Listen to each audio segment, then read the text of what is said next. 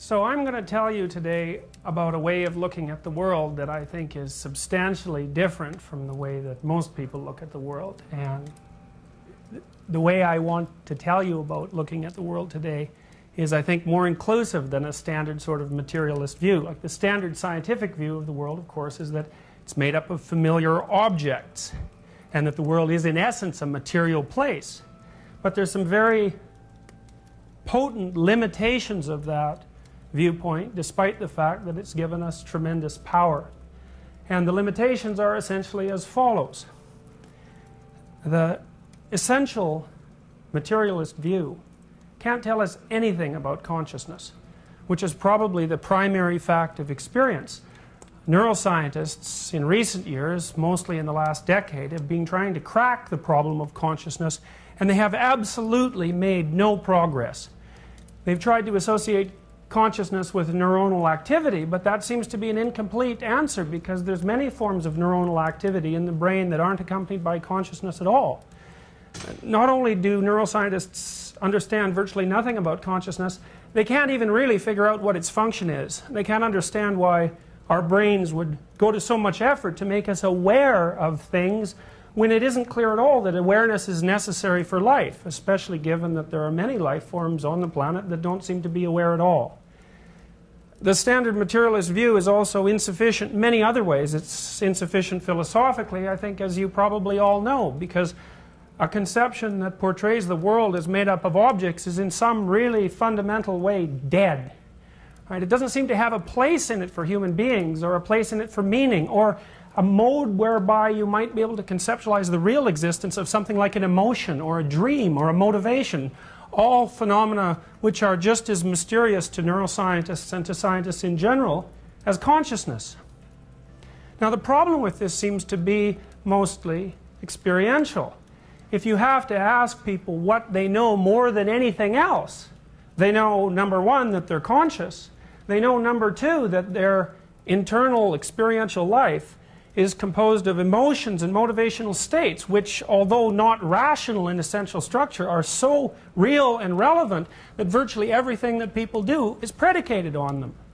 So our current viewpoint, despite its ability to give us tremendous technological power, seems to eradicate from formal consideration many, many essential experiences that are vital to life, in fact, even perhaps primary.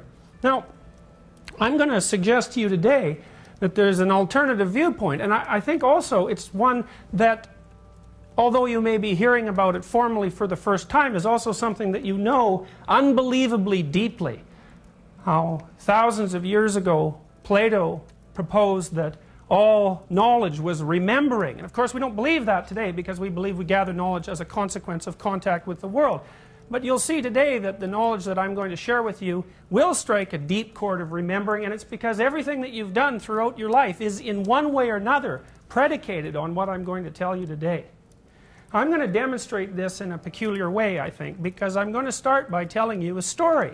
And the reason I'm going to do that is because models of the world that include phenomena like consciousness and emotions and motivations and actions and interactions are generally portrayed formally in stories and not in scientific theories.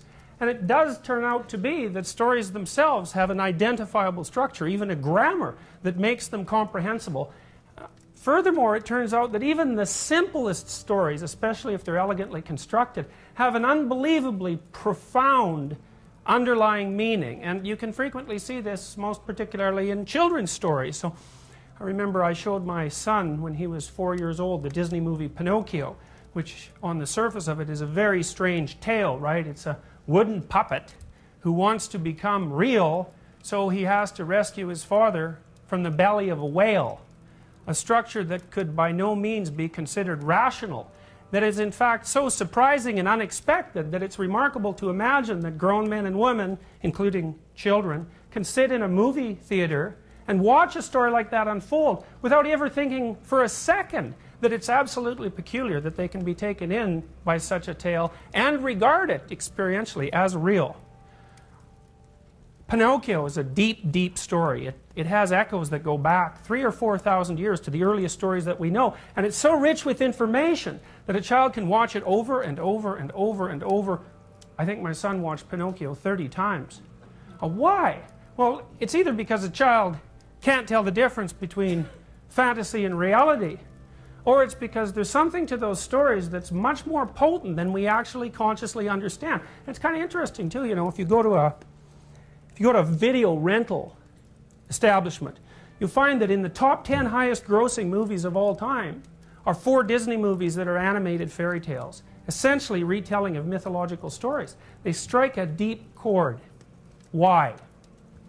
Well, Shakespeare, who was of course a great literary figure, said it perhaps better than anyone else has, which is not surprising because he said many things better than anyone else has. He said all the world's a stage and all the men and women merely players. They have their exits and their entrances, and one man in his time plays many parts.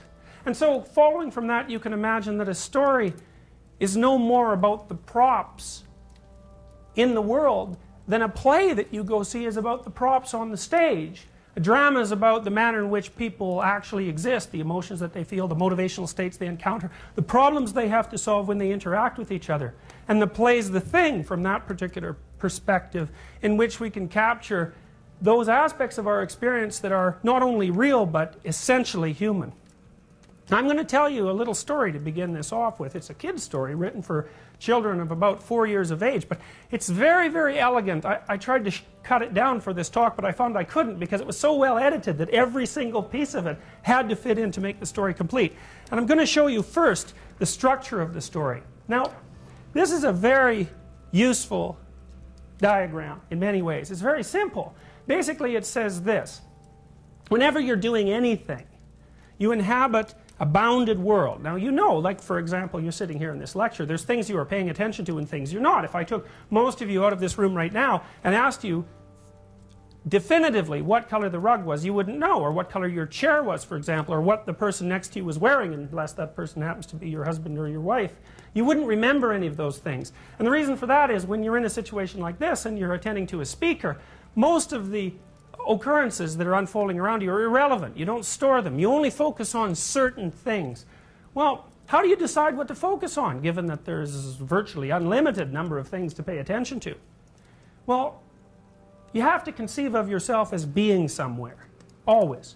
And you have to conceive of yourself as going somewhere. So you could say, in a real sense, the world you inhabit is a journey. It's a journey from point A to point B, a journey from what is to what should be. A journey from the place you are, which is insufficient in some important manner, to a place that in some important manner is going to be better. A standard story has exactly that structure. A child comes home and you say, well, what happened to you today on the way to school? Setting up the little narrative structure, and the child will unfold the sequence of events that he encountered. If the story's more interesting than just a recount of exactly what happened to him, it usually involves the encounter with something unexpected on the way to point B and a description of the manner in which that encounter with the unexpected was resolved. Typical story. Now, why would you want to know that? Why would you want to listen to it? Well, it's because on your journey from point A to point B, all sorts of unexpected things always happen. And if someone else has encountered something unexpected and conjured up a decent solution to it, it could well be worth your time to listen. Well, maybe there's a pattern to encountering unexpected things. Maybe there's a proper way to encounter the unexpected. Maybe it's the case that in our collective wisdom as human beings, we've gathered up representations of ways to encounter the unexpected that we put forth in our stories. How should you face what you don't understand? Well, now I'm going to tell you this story. It's written for 4-year-old kids. But I want you to take a look at it for a moment from a different perspective and see if you can imagine exactly what it is that it's saying.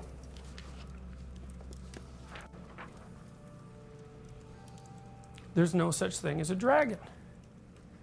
Well, we all know that, right? A dragon is a fictitious creature. Reptilian, terrible, lives forever, breathes fire, hoards gold. Strange combination of attributes. Why would something terrible and ancient hold a treasure?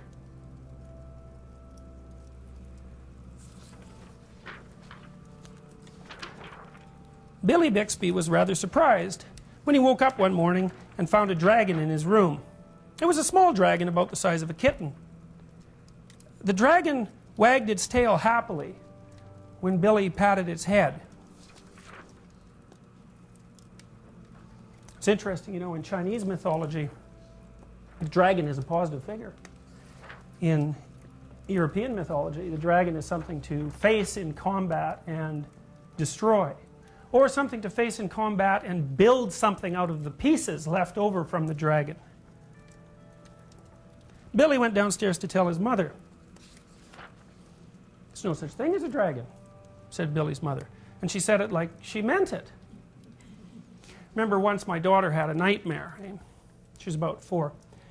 This was at the time when she first started to notice graffiti and litter, and both graffiti and litter bothered her. She couldn't understand the motivations behind the graffiti artist, and she didn't like the fact that there was litter cluttering up the world's order.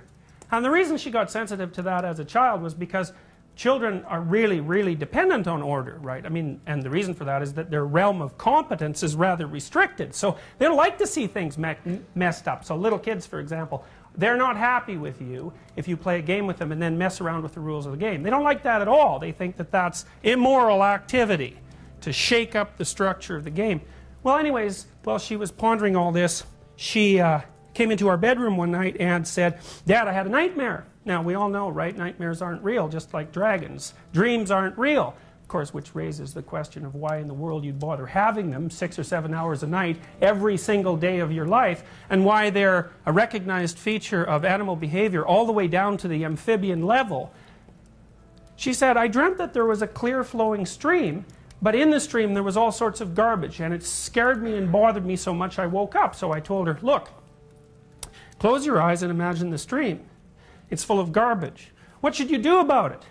She said, "Well, I should take the garbage out of the stream." I said, "All right, so picture the stream, picture yourself cleaning the garbage out of it." She calmed down and went back to sleep. Why? Well, because dreams concentrate on threat. We know that. They present threats to you, threats you haven't been able to deal with well. There's a part of your brain that tracks threats, and it's not really all that smart in some ways. All it does is say, look, here's a problem. And it's waiting for the rest of your brain to conjure up some solution to that problem. And if it doesn't conjure up a solution, then it just presents the problem over and over and over and over and over. So people who have post-traumatic stress disorder, for example, who've been really upset by their contact with something unexpected, dream about the same tragedy forever until they solve it. And they solve it by facing it and living it over and over, voluntarily. So you might think right off the bat from listening to that little story that suggesting to your 4-year-old daughter who's just had a nightmare that her fears aren't real and that the dream representation of them isn't real because it's not tangible like a table might not really be the best approach to the problem. So you see, Billy, he's pretty much got it right off the bat, right? The dragon wagged its tail happily when Billy patted its head. Billy went downstairs to tell his mother. "There's no such thing as a dragon," said Billy's mother, and she said it like she meant it. So there's a dragon in this house.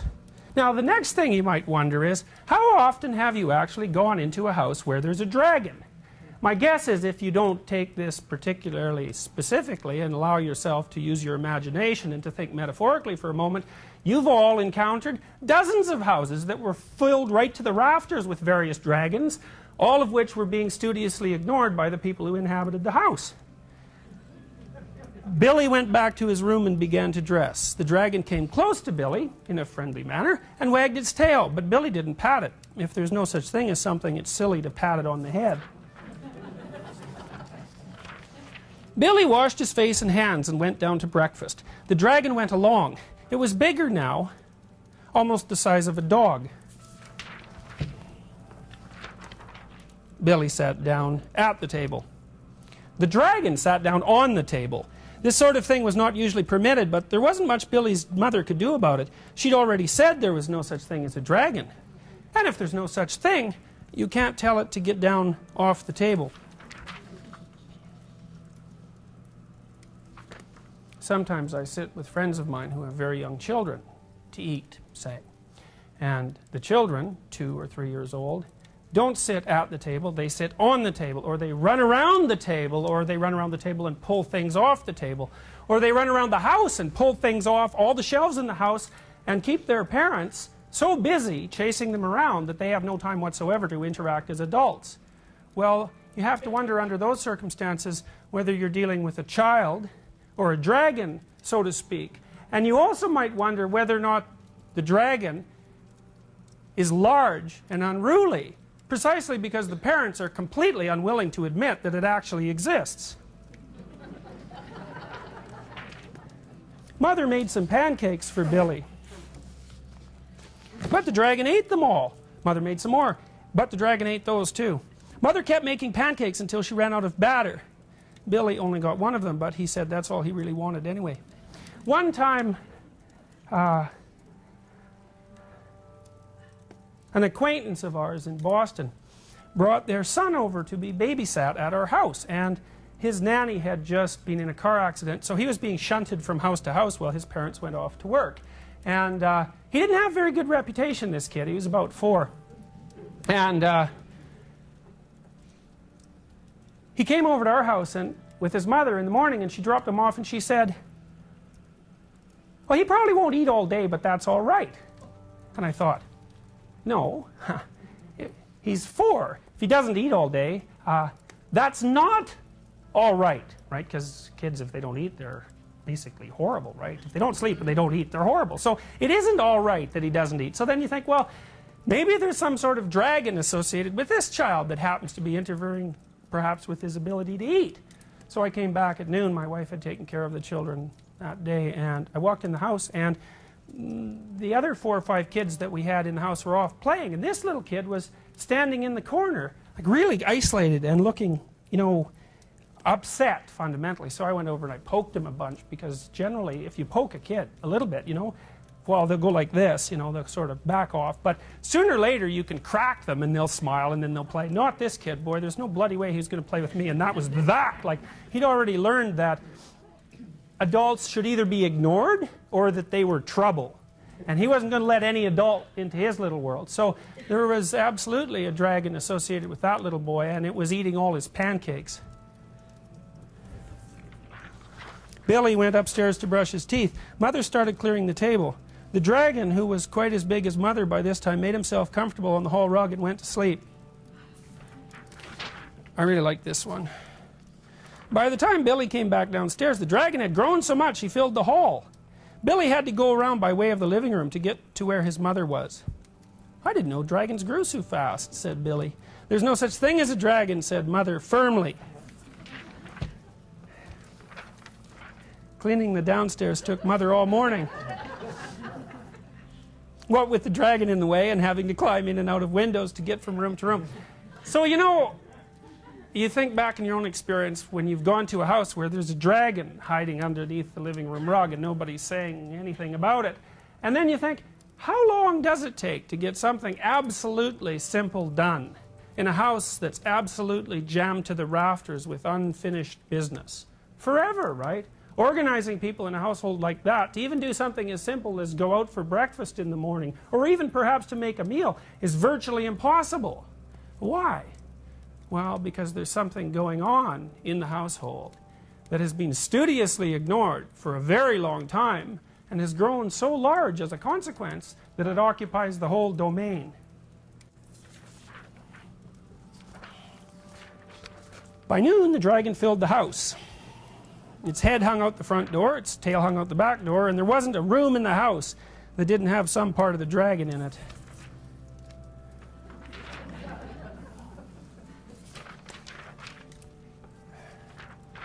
When the dragon awoke from his nap, he was hungry. A bakery truck went by. The smell of fresh bread was more than the dragon could resist. He ran down the street after the bakery truck. The house went along, of course, like the shell on a snail.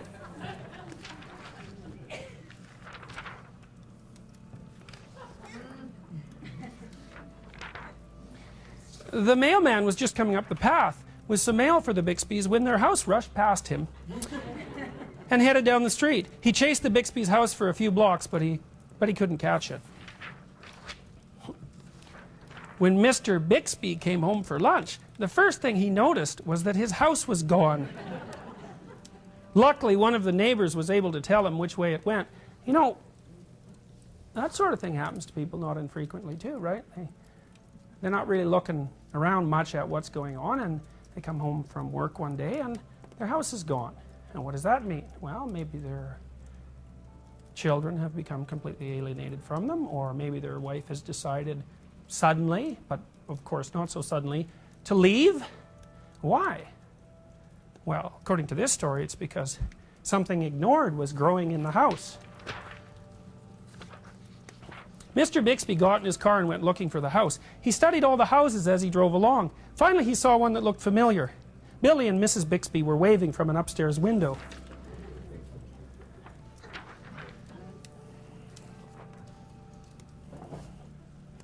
You know, in the 1890s in India, when a house was being built, the local priest, equivalent to the priest, would come by to set the foundation stone. And when he set the foundation stone, he'd take a big spike and drove it into the ground. And the reason he drove it into the ground at the place where the foundation was going to be laid was to keep the great dragon that is underneath the earth firmly pinned down by its head so it couldn't move and shake the house to bits. And what does that mean? Well, it means the same thing that's meant in the New Testament when you're told not to build your house on a foundation of sand, right? It doesn't matter how good the house is or how well constructed it is or how rich it is. If the foundation is made out of sand or if it rests on top of a dragon, there's nothing in that household that's ever going to be accomplished that's positive. And the wealthy display that the house might consist of is nothing but a sham. Mr. Bixby climbed over the dragon's head onto the porch roof and through the upstairs window. "How did this happen?" Mr. Bixby asked. "It was the dragon," said Billy. "There's no such thing," Mother started to say. "There is a dragon," Billy insisted, "a very big dragon." And Billy patted the dragon on the head. The dragon wagged its tail happily. Then, even faster than it had grown, the dragon started getting smaller. Soon it was kitten size again. "I don't mind dragons this size," said Mother.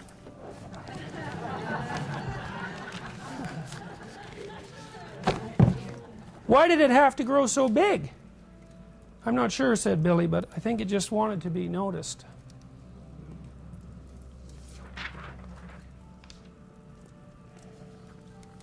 So the first thing you might think about is just what happens if you don't pay a bill? Like really don't pay it, right? I mean, when it first comes in, it's only the size of a kitten. But if you leave it alone for 2 or 3 years, it pretty much grows into a full-fledged dragon. Why? Well, because things that you ignore have a life of their own, a complex life, like a bill. A bill is attached to a whole industrial complex, right? One of whose major functions is to make sure that you pay the bill. And if you don't pay the bill, then you immediately find out what it's connected to. It's connected to something immense and very troublesome, and if you allow the full force of that thing to manifest itself, it's not pretty.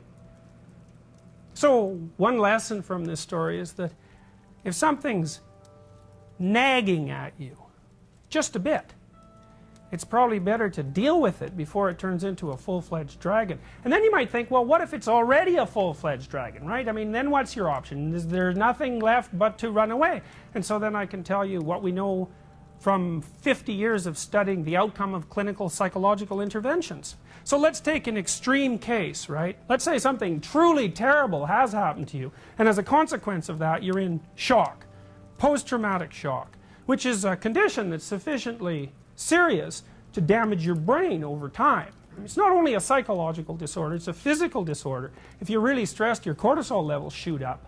And if your cortisol levels shoot up, that cortisol in high doses is a neurotoxin, starts to damage your brain. So let's take a very extreme case and imagine that you've been violently sexually assaulted, and as a consequence of that, you're in post-traumatic shock. How do you get cured?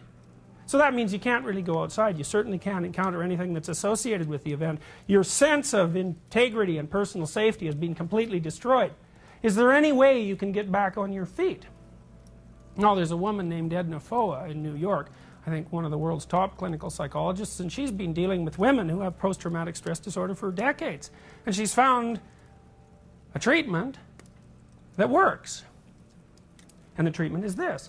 She has the women relive the event in as much detail as possible, over and over in their imagination, with the accompanying emotion. And she's found, because she's done physiological measurements on her clients, that those women that allow themselves to get the most fully upset as a consequence of the reliving get better faster and stay better longer. The clinical evidence is absolutely clear. When you take someone to therapy, you're basically doing two things to them. Well, three. You allow them to confess what's wrong with them, because it's really useful to actually say what it is that's bothering you. It makes it clear and distinct. You help the person get their story straight, because you have to have your story straight, right? You have to know where you're coming from, and you have to know where you're going, because otherwise there's no structure for your life. And the third thing is, if your path from point A to B is being blocked by something that you're afraid of, you better learn to confront it, because if you don't, it will grow and expand until it turns into the kind of dragon that occupies your whole house.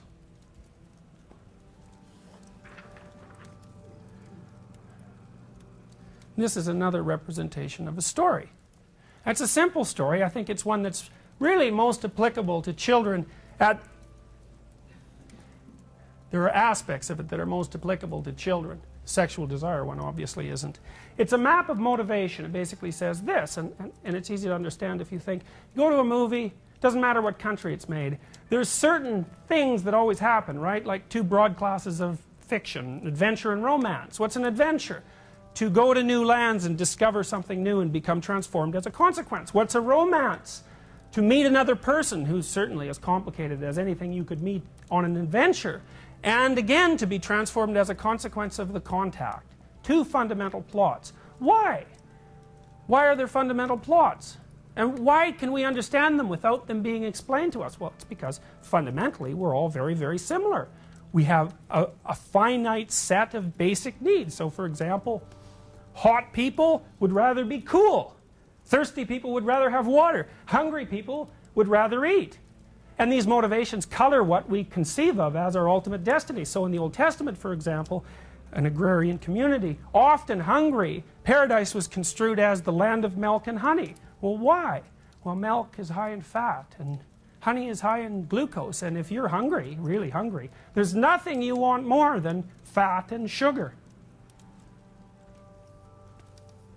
Affiliative desire. We like to be around other people. Sexual desire. A fundamental sub-element of a romantic plot. These underlying motivational systems of ours set us up bounded worlds within which we live. So for example, if you fall in love with someone and you construe your destiny as being with them, any indication that they're pleased with you is going to produce a rush of positive emotion. Why? Because our emotional systems are set up so that any sign that we're moving towards our goal is responded to with a rush of positive emotion. And conversely, a frown from the person that you love, especially in the initial stages of a romance, is met with a flood of negative affect. Why?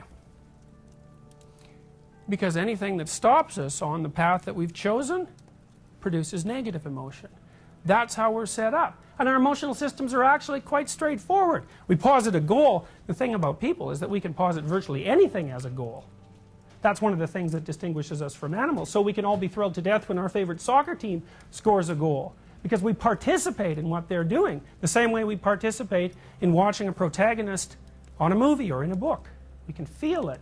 We embody it. We even know now that the neural systems that I utilize to watch a movie involve the same neural systems that the actor is utilizing acting out the part. So when you say you understand someone else, what you mean is your body is set to do exactly the same thing their body is, and your emotional systems are locked on exactly the same way theirs are. So when they experience something and you're watching it, you experience an echo of it, and that's what understanding means. And it turns out as well that those neural systems that allow us to embody someone else and to imitate them are right underneath the structures that we've evolved to use for language. And what that indicates is that mostly what we use language for is to tell stories. To tell stories about the way that people act so that we can derive information, not about what the world's made of, because we don't really care about that in some fundamental way, but instead, how should we act? That's the fundamental question. How should we act? Now, if you go see a movie about a thug, the message there is, given that the thug generally comes to not so good end, don't act like a thug, right? Interesting though it might be, compelling as a lifestyle, at least sufficiently compelling so you'll watch it, it's not a good long-term strategy. What is a good long-term strategy? You know, we've been collecting stories as people for we don't know how long, really. We don't know. 100,000 years maybe. There's been creatures like us, indistinguishable from us, for 100,000 years. And we know that societies that appear to be more or less as archaic as those old societies tell stories, have rituals, have mythology. We have ancient written stories, like the Enuma Elish, which is a Sumerian story, the oldest written story we have, 4,000 years old, based on a oral tradition that's probably 20,000 years older than that. We've been collecting stories for a long, long time. What do they mean? What are they good for? Well, imagine this, you know, you tell a story to your husband or your wife, eh, about something interesting that you saw, right? Well, then imagine that you could collect 1,000 of the most interesting stories. And then imagine that you were some kind of literary genius like Shakespeare, and you could take those 1,000 interesting stories and boil them down to 100 really interesting stories. And then imagine that you had 10,000 years to gather up those 100 most interesting stories and average them, and you could come out with one perfect story, the best story, the most interesting story that you could possibly tell. Well, that's what a myth is. It's the most interesting story you can possibly tell. And just as this little story that I just told you had an underlying mythological structure, virtually every story you ever see has such a structure. That's why it's compelling to you. And when you meet someone who's charismatic or who holds your attention or who you're interested in, the probability that they're acting out a mythological fragment is very, very high. And that's why it is that your attention is captivated by them. What's the world like from this perspective? Well, look, you know, you're all sitting in this room. You think, if I took you out of here, how would you describe it? Well, you'd say it was full of chairs, there was a table, lights. Well, why would you pick that level of resolution? Eh? Like, why wouldn't you say, well, you know, the average ceiling tile had about 15,000 dots on it. Doesn't seem like a relevant data point, right? You say the same thing about the rug. There's nothing stopping you from counting the number of stains or the number of red spots or the way the light plays off your partner's shirt or the shine on your shoes. And if you were an artist, say, and trying to make a representation of this room, you'd concentrate on aspects of it that were completely different from those that you're concentrating on now. You talk about chairs, TV cameras, cabinets, tables. Why? They're functional. They're objects, right? They're tools. They're tools. They're things you can use. Normally, when you're going from point A to point B, you divide up the world into things you can use. And those are things you see. Your perceptual systems do this. Things you can use and things that might get in the way. And as you move from motivated world to motivated world, the little stories that you inhabit, you chop the world up in different pieces. So a piano for a concert pianist is a different phenomena than a piano for someone who has no musical education. But you're always parsing up the world in terms of what it's good for, how it can serve your purposes, and you even see it that way. Now the question is, the complicated question isn't so much how do you parse up the world into things that are useful to you, like chairs. The complicated question is, what do you do when something that you don't expect happens? So imagine you've had a 15-year-long marriage and you find lipstick on your husband's collar. Not once, but 3 times. And then you think, well, I thought I had him mapped, right? I thought we were both in the same game.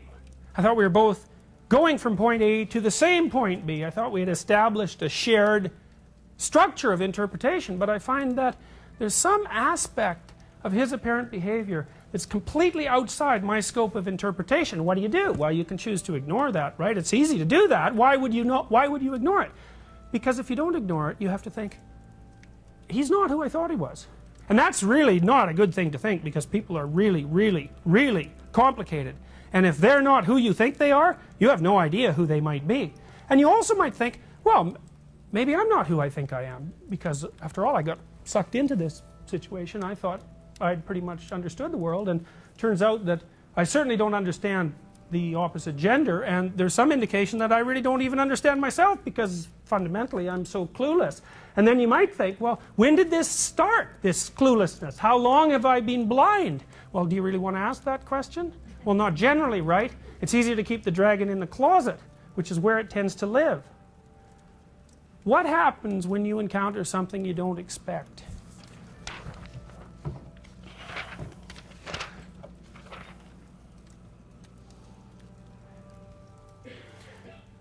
For a long time, psychologists thought that people learned fear, right? So your typical person, your typical lab rat, was a calm creature.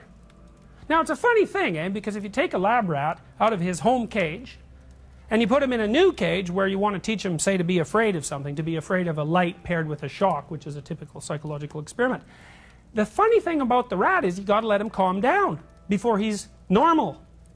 Well, except that you might think that the not calm rat is also the normal rat, right? You take the rat out of his cage and you put him in the new cage, and what does he do? He goes like this. Why? Well, he's a rat, right? Someone might eat him. So he's a bit nervous about being in this new situation. Rats do not like being in new situations. They don't like bright light. If you put them in a new situation that's brightly lit, they go right over to the corner because they think maybe cats won't find them. Rats are so afraid of cats that they never even have to meet a cat to be afraid of them. So you can take a rat that's never seen a cat in his life, and if you let him smell some cat odor or show him a cat, he'll, well, I'll tell you, if you show a rat a cat somewhere he doesn't expect it, he will run back to his burrow and scream for 24 hours. Now you imagine how scared you'd have to be to scream for 24 hours, especially given a rat only lives about a year. So that would be, for you, like screaming, that'd be like screaming for 3 months, right? So the rat runs back to his burrow, and he screams, and every other rat who hears him scream freezes, and they all stay like that for 24 hours till they sort of calm down. And then the first thing they do is they go back to the place where they saw the cat, and they start to map it out. So they do these things called corner runs, which is, so the rat wants to go back to this territory. He knows the territory might be a place where he gets food. Is the cat still there? Well, you might think, stay in the burrow, right? But then maybe you don't get something to eat. So the rat goes back to the place where the cat was, carefully, and then he hunches down, and he runs over part of it. And if nothing kills him, then he goes back and does the same thing with a little more of the territory until finally the rats have run all over the territory again. Then they go back to eating, making love, paying attention to their families. Because rats are quite social despite the fact that they're rats. The rat's smart enough to go back to the scene of the crime, so to speak, right? It's not going to let the dragon that might be there grow. The rat knows that if something is terrifying, it should be investigated, not run away from. The question is, what do you encounter when you encounter something you don't expect? And so you say, well, you've got your spouse mapped out, right? But then they do something you don't expect, which hopefully happens fairly regularly, right? Because otherwise you get bored with them. They do something you don't expect, and you think, aha, who is that person precisely? And what that means is that what that means is that when you encounter something unexpected, you actually can't see what's there. Why? Because it's too complicated. You might have to spend a month talking to your spouse to figure out just exactly why they have that particular peculiar opinion. You have to explore and dig to find out how they map the world. If you encounter something unexpected, the first thing you see is not the world. The first thing you see is just a sense of discomfort and fear combined with some latent curiosity that the world is not the way you thought it was. Now, how do you find out what the world is actually like? Well, you have to investigate it. You have to investigate it. It means you have to take a risk. You have to move forward the same way that people do in psychotherapy. You have to find the thing that you're bordering on avoiding and go in and map it. Now, it's a curious thing, you know. Common anxiety disorder is agoraphobia. Agoraphobia is a generalized anxiety disorder, and people who suffer severely from agoraphobia often get to the point where, because of their panics, they're housebound. They can't go outside their room or their house. Now, they'd run away from their room or their house too if they could, but there's nowhere to run, so they're pretty much stuck being somewhere. So, an agoraphobic comes in for therapy. I think, well, what do you do with them? And you say, well, the agoraphobic says, I can't go on elevators. And you say, okay, well, let's go try. And you say, all right, well, relax. Just teach the person to breathe, which really doesn't help that much, but it makes them feel better. You can do this without teaching them to relax. It doesn't matter a bit, but it does help them feel better. You say, okay, well, there's the elevator. You say, how close can you get to the elevator? You say, well, I can't really get more than like 20 feet. That's maximum. I said, well, okay, let's just go up to 20 feet there, and they do that, and then you let them stand there and stand there and stand there and stand there and stand there. Sooner or later, they get bored of being 20 feet from the elevator. And then you say, well, look, could you go 10 feet? No, I couldn't go 10 feet. That's too close. How about, could you go 3 more feet? Yeah, I think I could do that. So they go 3 more feet, and then you let them stand there. And they find out nothing terrible is happening sooner or later. And then they go another 3 feet, and then they go another 3 feet. And then they're like confronting the elevator. And then they're inside the elevator, but they're going like this, because they don't want to look at the elevator, right? So you say, well, you got to look at the elevator, you got to look at the numbers, you got to look at the buttons. So they do that. And then you think, well, could we go up a floor? No, we couldn't go up a floor. Okay, well, I'll tell you what. We'll just close the door, I'll put my hand in, it'll open again. Could you do that? Yeah, I could do that. Step by step. Sooner or later, and usually sooner, bang, they've gone up a floor, right? So then what happens? They go home and have a fight with their husband that's been brewing for like 15 years. Why? Well, it's not because the elevator is symbolically related to the fight. It has nothing to do with it. It's because what the person learns in the combat with the unknown, which just happens to be taking the guise of an elevator, is that they can confront things that frighten them without being destroyed by the confrontation. And so what you see immediately, and this was contrary to an original psychoanalytic prediction, is that, man, you take that person out and you teach them they can go in the elevator, and right off the bat they're going to shopping malls, they're in taxis, they're back in the subway, and they're standing up for themselves at home. Generalization. Why? Because they didn't learn that the elevator wasn't frightening. That isn't what they learned. They learned that despite the fact that the elevator was as terrifying as anything they've ever encountered, they were actually up to the challenge. And now that's a really useful thing to teach someone, right? Because if you have an obsessive compulsive patient, now I had one who actually used to work with radiation. Now he worked in some kind of biolab in Montreal. People with obsessive compulsive disorder are often very frightened that they'll contaminate someone else. So like typical obsessive compulsive obsession would be, I'll go to a shopping market, I'll touch some fruit from some third world country, I'll get some nasty bacterial disease, I'll bring it home and I'll give it to my kids. Well, you tell them, look, the chances of that are like 1 in 150,000. And they look at you and they think, I don't care if the chances are only 150,000. What if my kids die? And you think, well, yeah, that does pose a problem, doesn't it? Because it isn't exactly clear from a logical perspective where you should draw the risk line. Well, with the obsessive compulsive, you do exactly the same thing. You say, look, yeah, your fear is real, no kidding, because lurking at the bottom of their fear is the same fear that everybody else has, right? Same fear. I might die, I might get sick, I might lose the people that I love. Not only might that happen, it's going to happen. Well, why aren't people afraid of that all the time? We don't really know. An obsessive person becomes aware of it. What do you tell them? You say, do it anyway. Do it anyways. And they learn quickly that if they don't run away from the thing they're afraid of, there's something in them that responds to it. They learn that the fear is not larger than they are. Now, I like Edna Foa's case in particular because you always might wonder with this, like, what's the limit, right? Okay, yeah, that sounds good in theory, but what if something really terrible's happened to you? Well, what's happened to Edna Foa's patients, that's up there with terrible, right? I mean, that's up there with terrible, right? Stripped of social dignity, violated physically. That combines 2 of people's most specific fears. Well, then there's other kinds of confrontation too. I like the story of Solzhenitsyn. I think it's really a good one because there's different kinds of dragons, right? There's natural dragons like death and disease, and then there's social dragons like bureaucracies and tyrannies.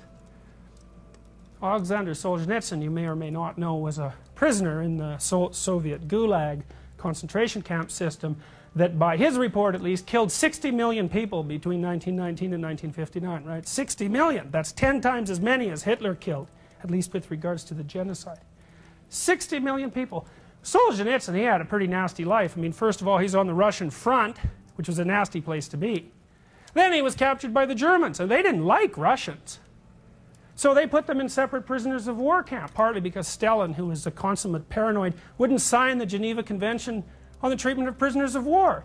So the Germans set up extra POW camps for the Russians, and they starved generally so badly that if other POWs were in the vicinity, they'd throw food packages over the wire, even though they themselves weren't particularly well fed.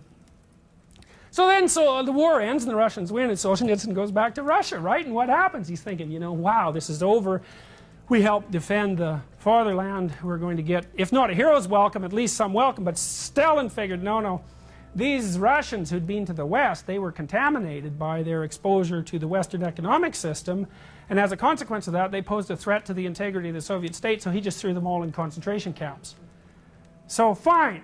So Solzhenitsyn's sitting there in this concentration camp on a coal pile which contained this kind of clay that his compatriots would eat because they were so damn hungry that it was better to have the clay in their stomach than nothing at all. And he thought, all right, what the hell did I do to get here? Which is really a remarkable thing to think, right? Because like there was the Second World War, and that probably couldn't be pinned directly on him. And then there's Stalin, who was, you know, really one of the world's worst monsters. And then there's the concentration camp and the POW camp, and like a lot of things happened to Solzhenitsyn, but he said he had nothing but time to think in this concentration camp, and he wasn't really that happy with the way things turned out. So he made a vow in the camp, and the vow was this. He said he's going to go back over his whole life, right from day one, and try to remember every time he ever did something he thought was wrong. He thought, right? Not someone else, but that gave his conscience a pang.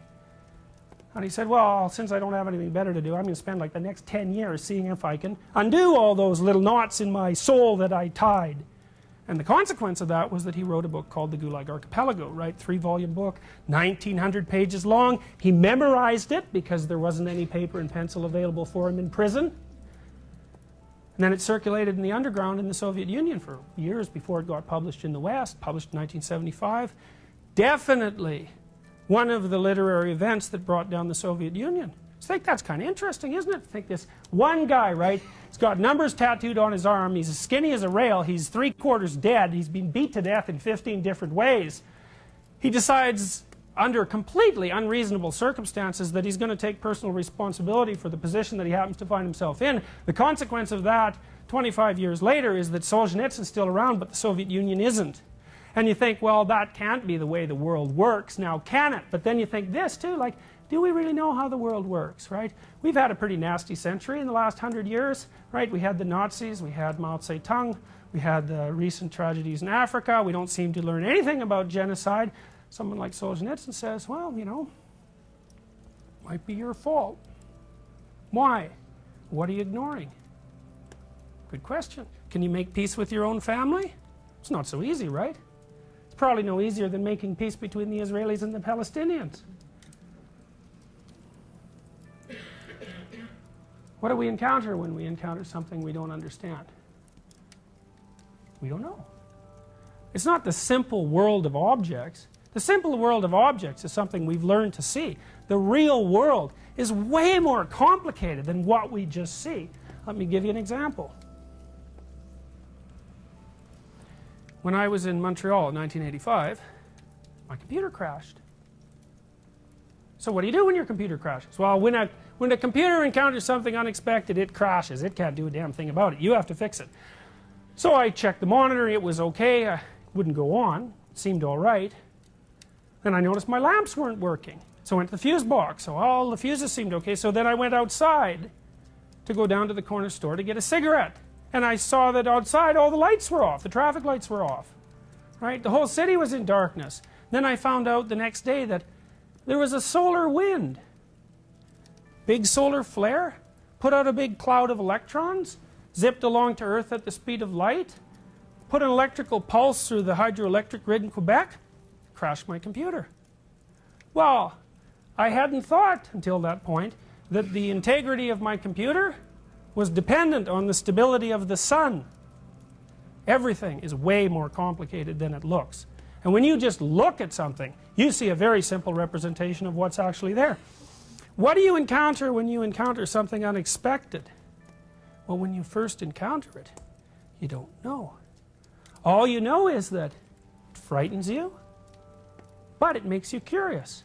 Think dragons, right? Every primate's afraid of lizards, including us. Chimpanzees don't like snakes. If you take a chimp, it's never seen a snake, you throw it show it a snake, it will hit the roof of its cage, then it'll look at the snake. Why would a dragon hoard gold? Because a dragon represents everything that you're afraid of. What's embedded in everything that you're afraid of? Absolutely everything that you need to find. Run from what you're afraid of. Run from exactly what you need to find.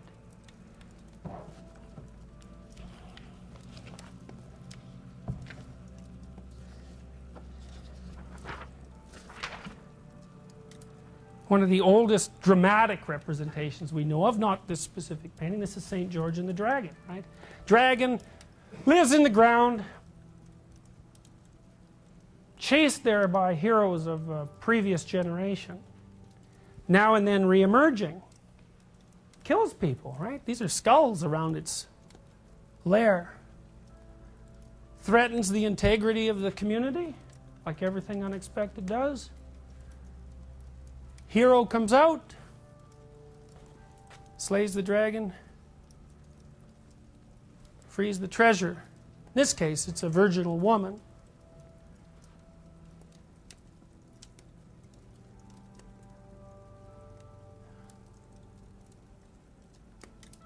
Dragons hoard gold because the thing you most need is always to be found where you least want to look. I'm going to close this with another dream. This is a dream my 5-year-old nephew had. Now, you got to get the context of this dream, right? Year after this dream, parents were divorced. So there were dragons in the house. He was about 4 at this time. He was running around the house with this little plastic knight helmet on and a sword. He was zipping around killing things with it.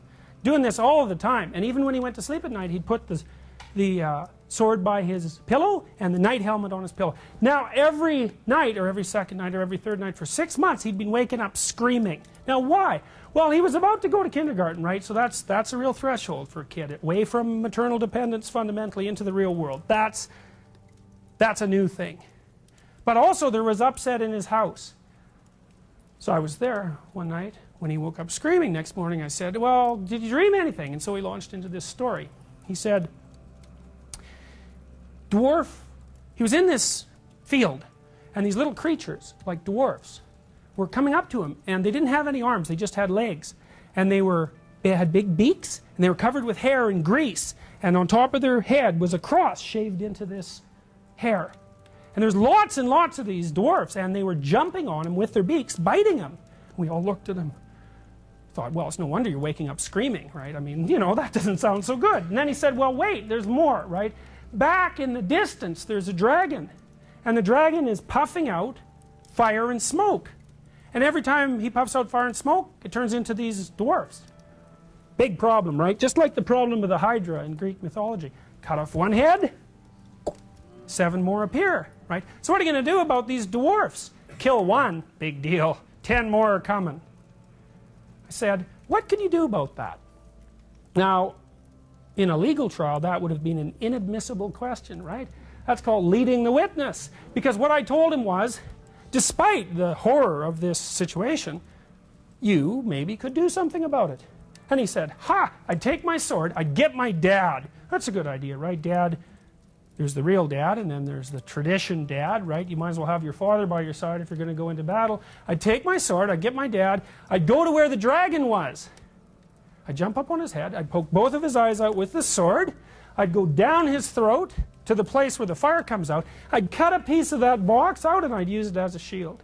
And I thought, wow, that's unbelievable. Unbelievable that he could do that. It's perfect, right? There's no sense going after the dwarfs because there's thousands of them. You might as well go after the dragon. What happens if you go after the dragon? You get a piece of it, right? A piece of its center nature. A piece that can defend you against anything, including other dragons. So what if this was the case, you think? evolutionarily speaking or religiously speaking? What if we were adapted to the world? You know, what if it's not the simple place of dead objects that we think it is? What if it's something a lot more alive, a lot more like a story? What if the story is something like this? You have absolutely everything you need, but you have to use all of it. If you run away from any of it, and in particular the parts of it that frighten you, which, you know, there's endless reasons to run away from. If you run away from any of it, you don't get that piece of the dragon.